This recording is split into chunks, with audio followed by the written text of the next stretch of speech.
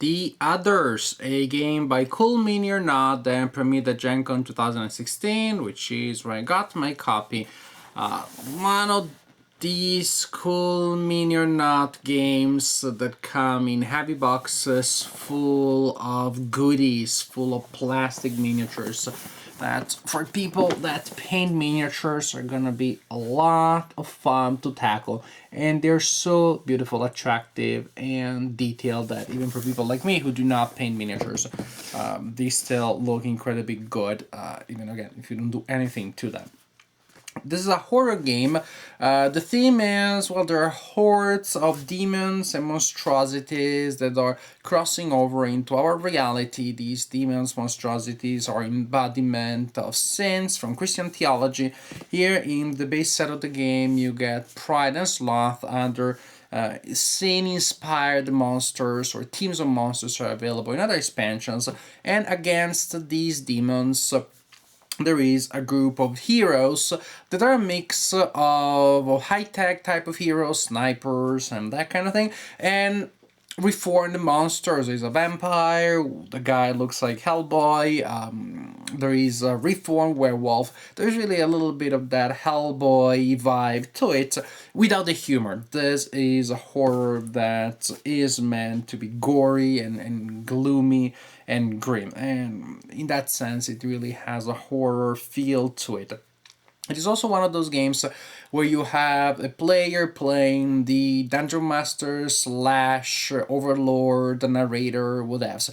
It is the player that controls all the bad guys, and maybe all the heroes are controlled by a single other player, in which case it's a classic two-player PvP situation, but you may also have multiple players, in which case the multiple players control different heroes and they're still ganging up, working together against the Overlord. And that unbalance, that everybody against a single player, is not something that sits well in all groups.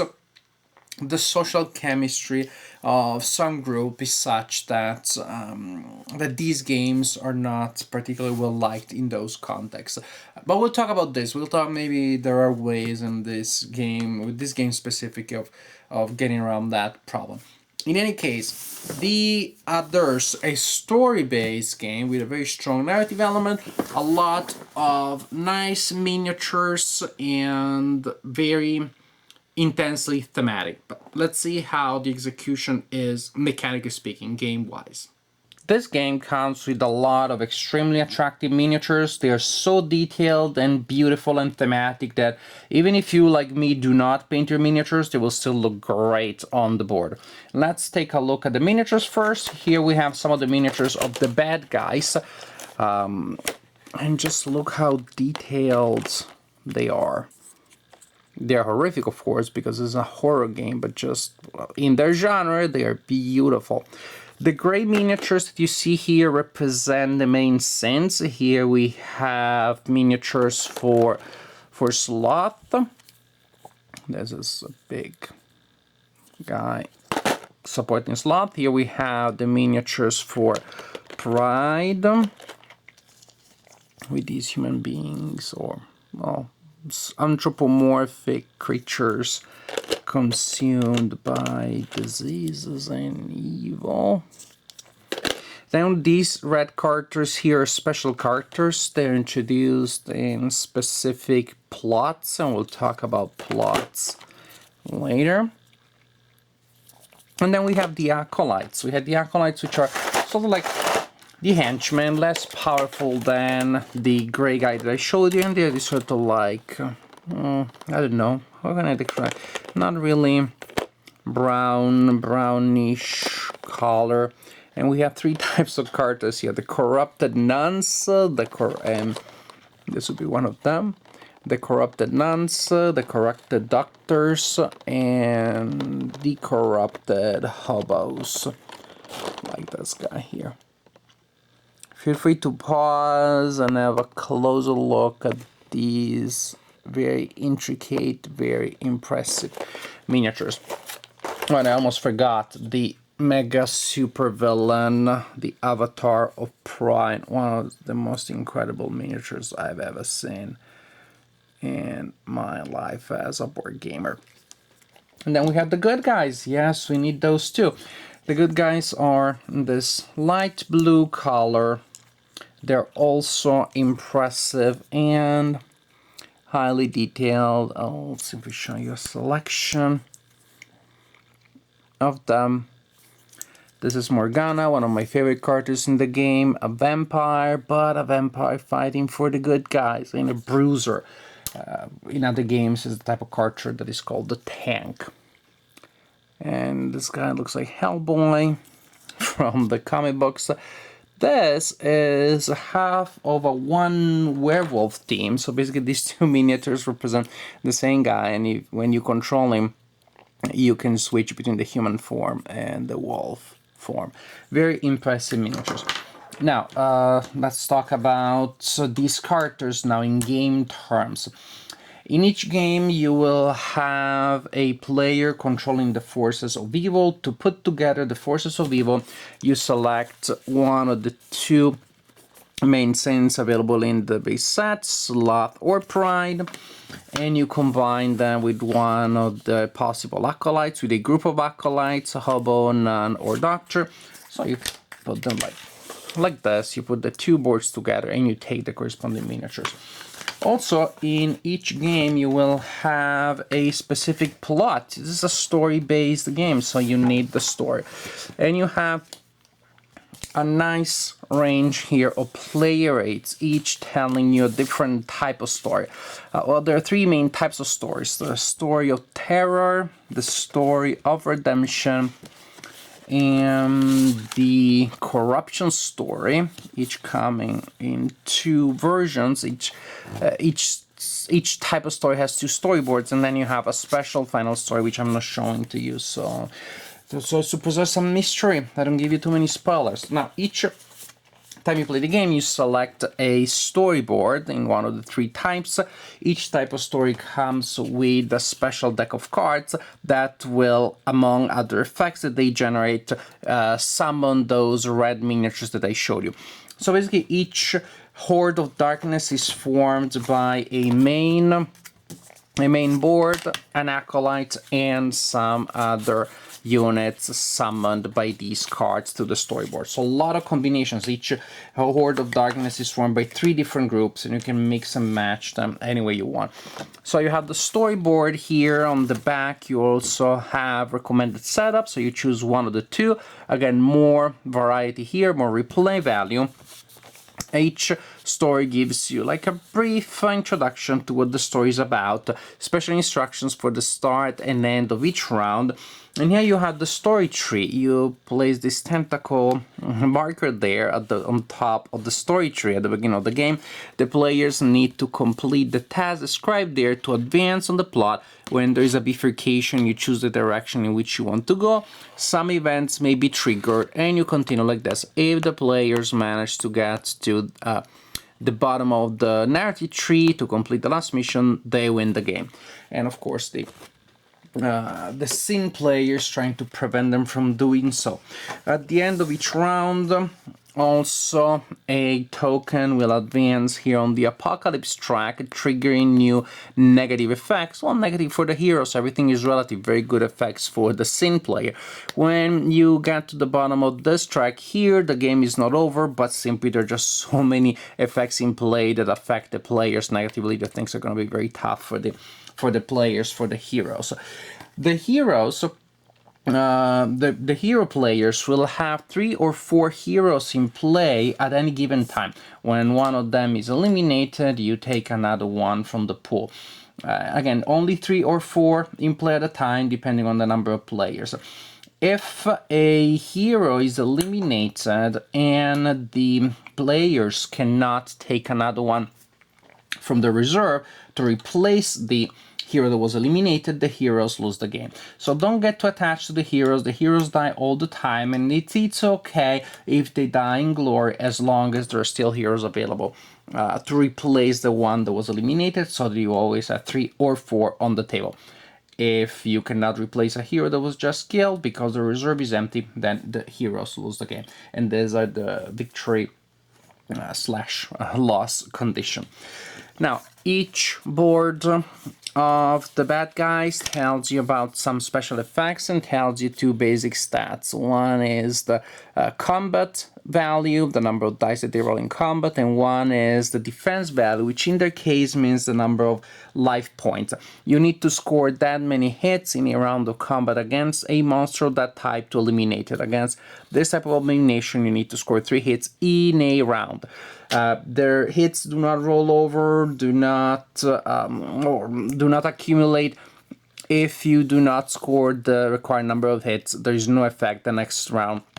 Somebody attacking the same miniature will still need to score 3 hits. You can think of them as very quickly regenerating. So to take down the avatar, you need to inflict 7 hits in a single round. That's tough.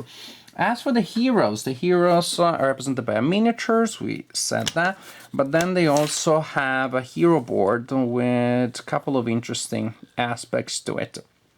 When you activate a hero, such as my beloved Morgana, really love this character, you add a tentacle here to this track on the board, and you also take 5 hearts, representing the ones that the character can take. This part here represents the corruption. Corruption can go up and down during the game, but it really is the ones that kill you. Now, there are game effects that will inflict corruption on the hero, in which case you simply move the tentacle up by 1 on the track, and that's it. You don't get any benefit.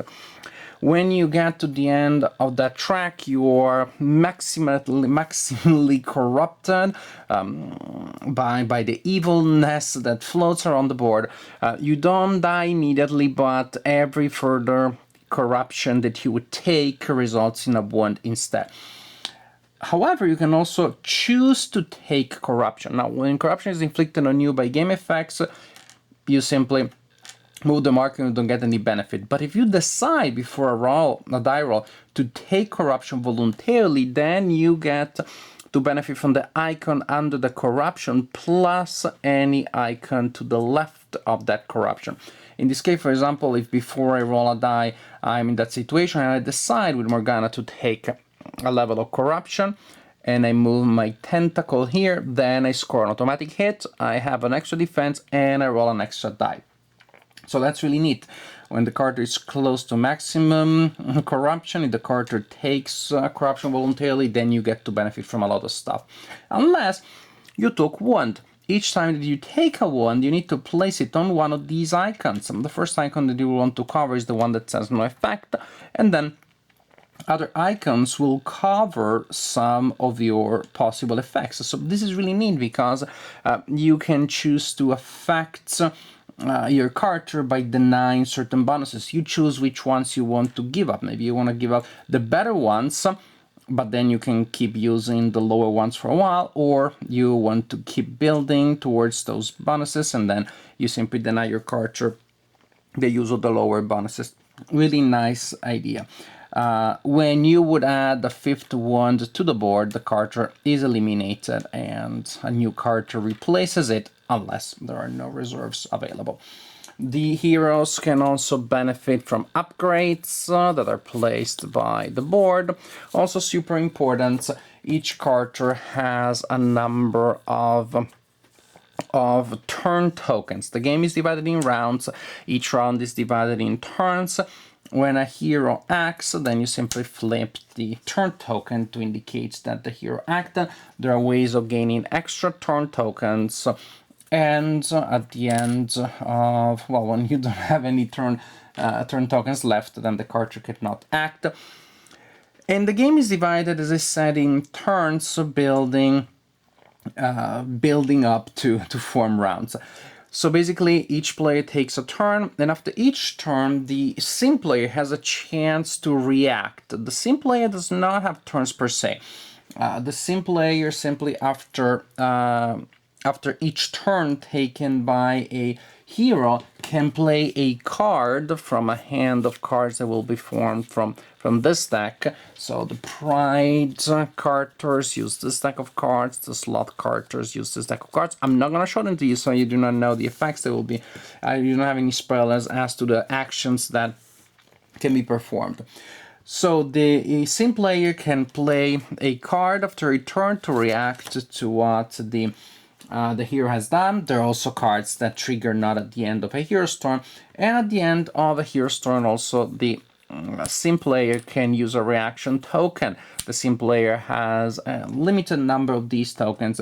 They're flipped face down to indicate that the sim player reacted. When the sim player reacts, a sim player can activate a monster for movement, and then the sim player can start a fight with the hero that just acted. So if Morgana acted, then I can start a fight with Morgana. However, as a sim player, I do not necessarily have to start a fight with the character that just moved. Reaction simply means I move a character and I start the fight with the character that just acted. So actually I could move a character somewhere else and then start the fight with Morgana if she is with monsters that were already there before she acted.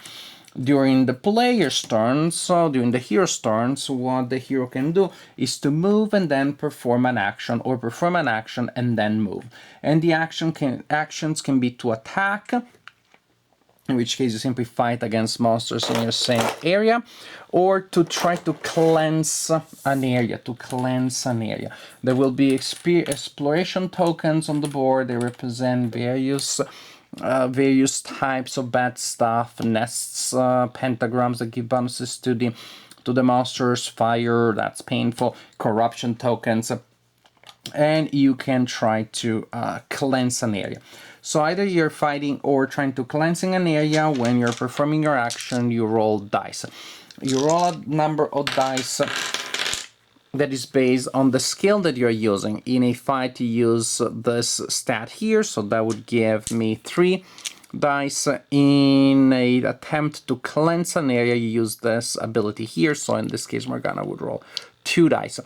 This stat here is not the number of life points that the character has, but the number of hits that are denied to the opponent, annulled when the monster scored them against the character. So the symbol is the shield, but the shield means different things on the boards for the monsters and the boards for the heroes. So we said the character can move. Of course, you will move on the board that is formed by these tiles here that will be placed on the table based on the indications of the story that you have decided to play. So you will move. Each building here is a district, counts as a space, and then each section of the street separated by the symbol here is a single area. So each hero, when moving, can move by up to 2 spaces, as I said, and then perform an action, or perform an action attacking or cleansing, and then move. Also, spaces on the board have the symbol here. Each hero has a token like this that allows the hero to take advantage of the technologies, of the resources, of the place in which they are.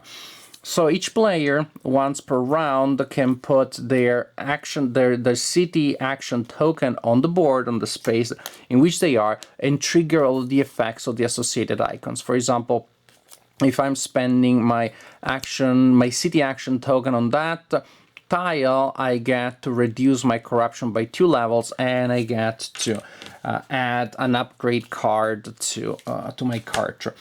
If I were to take a city action here, I would also take an inventory card or an upgrade card and heal a wound.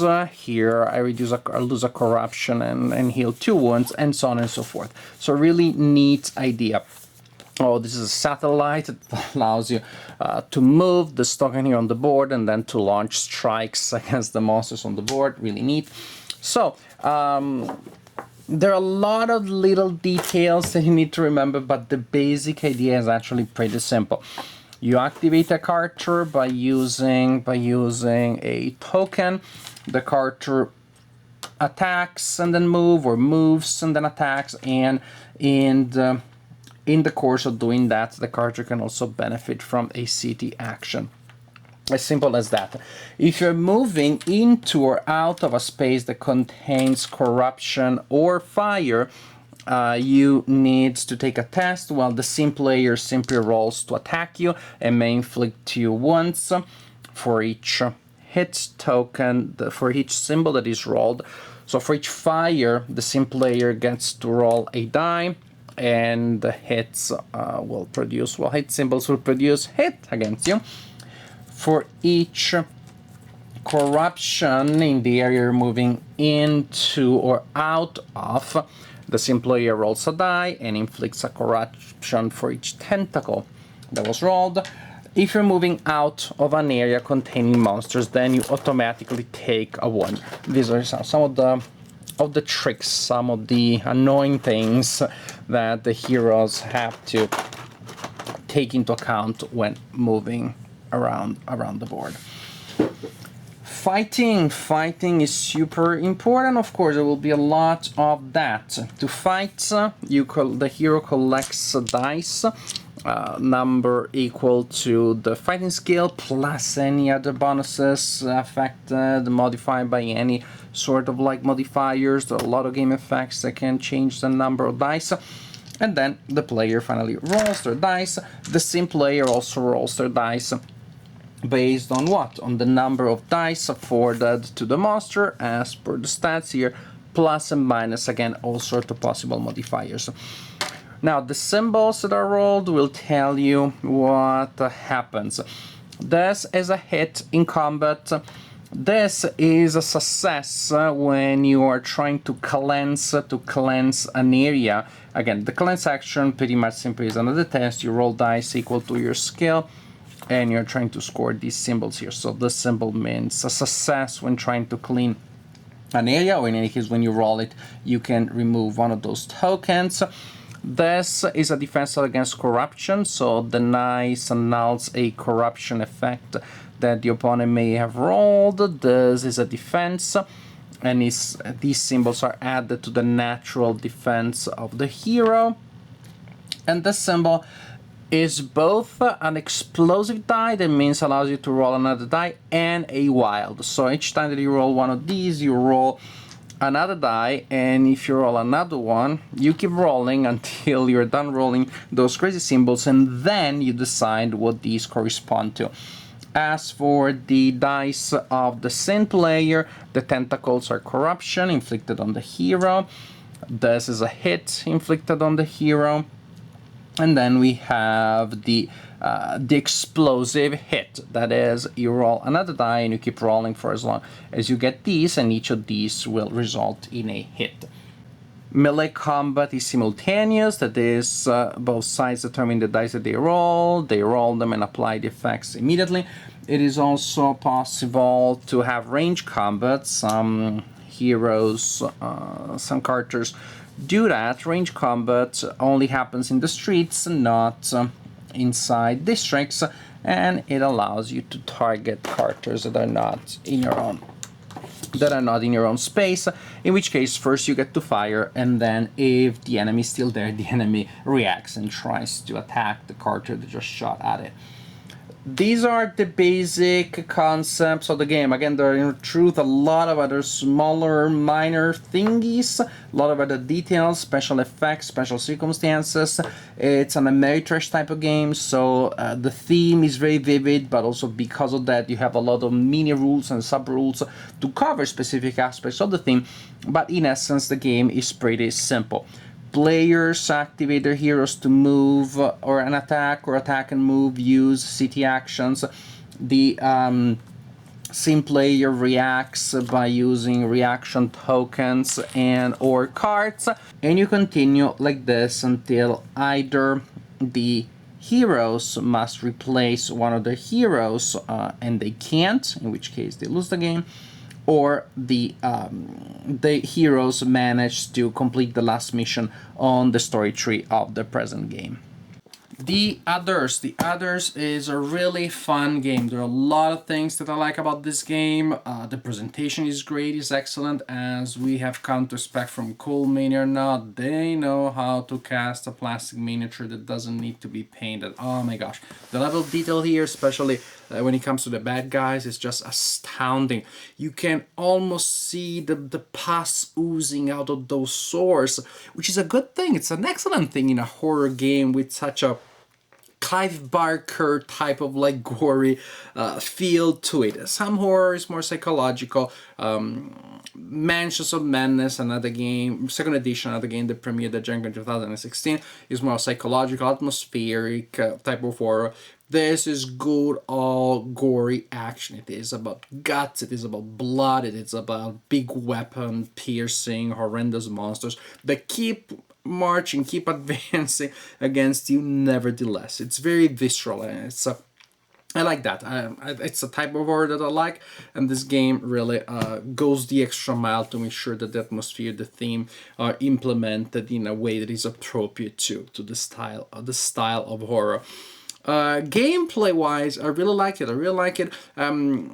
I when I think of other combat based horror games that remind me of this one, Zombicide comes to mind, also from Call Me or Not. But I like this one better. I like this one better when compared to Zombicide, because zombies, there are only so many ways that you can create variety. Zombies, yeah, some run, some are bigger, some are smaller, but all zombies end up looking a little bit like one another. Here, thanks to the sin idea and the different acolytes and different unique characters, you have a lot more variety. I like the variety of effects, abilities, and horrendous things that characterize the bad guys.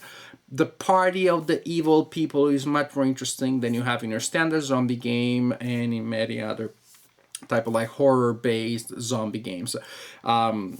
It's fun stuff to see how all of these hordes of monsters have different elements that work in very organic, very synergistic way, that present all sorts of challenges to the heroes.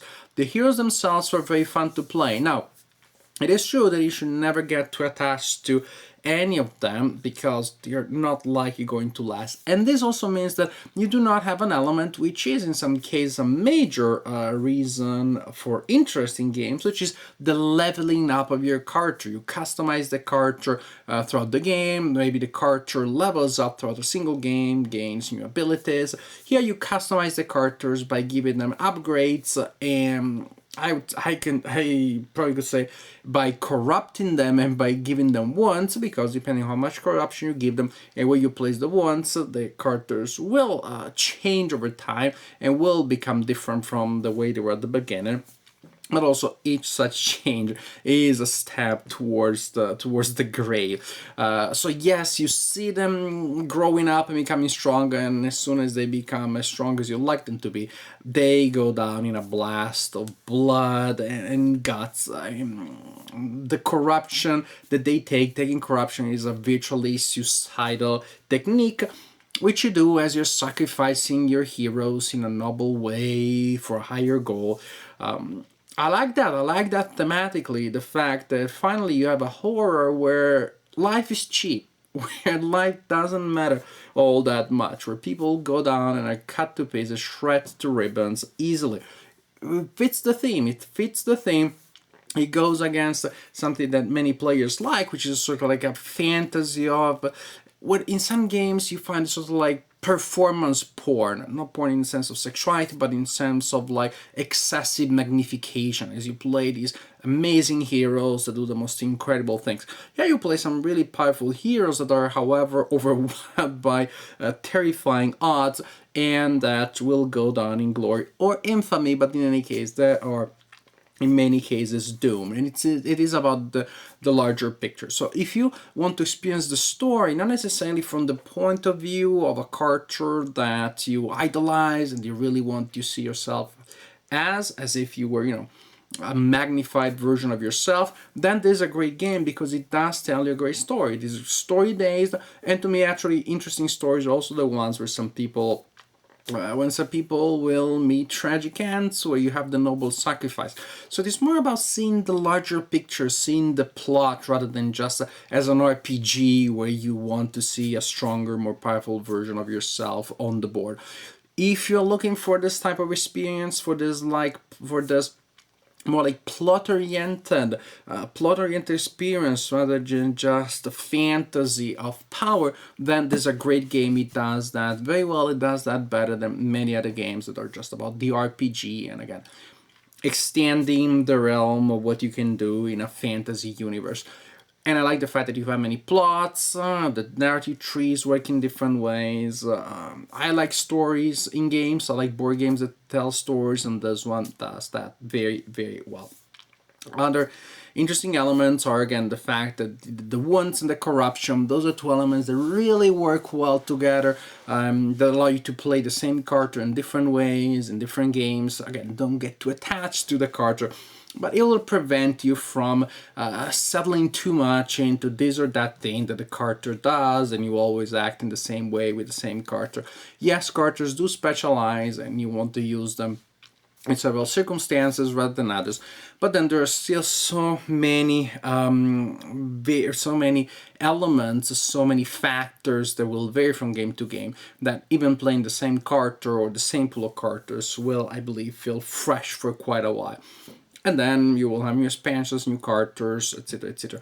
But even if you do not purchase new expansions, here you have a lot of stories, a lot of characters, a lot of variety, a lot of game that you can have. This doesn't feel just like a starter set. It is a base game, which is a game per se. You can play it for a long time without adding anything to it, which I think is great, and I think is simply ethical of publishers to give us games that are games in their own. They can walk on their own legs for a long distance before we feel the need to add anything to them.